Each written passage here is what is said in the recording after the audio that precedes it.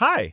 In this video, I'll show you how to remove and replace these very old and dirty earpad cushions on the Audio-Technica M50 headphones. This same guide also works for the M50x and other Audio-Technica models. The old cushions get worn out and uncomfortable over time, but replacing them is quick and easy. First, gently pull off the old earpads. Clean off any dust or dirt, then remove the second pad and clean that side as well. Now take your new replacement earpad cushions. The link to the pads is in the description. Stretch the edge of the new pad and start inserting it into the headphone housing groove. Hold the part you've already inserted with one hand so it doesn't slip out, and with your other hand, keep working the rest of the pad into the groove. If you let go, it can pop out and you'll be trying forever to get it back on. So just keep holding that first part in place. And that's it. New, clean, comfortable earpads, and you've saved money by not buying new headphones. They'll feel like new again. I'll be happy if you leave a like on this video.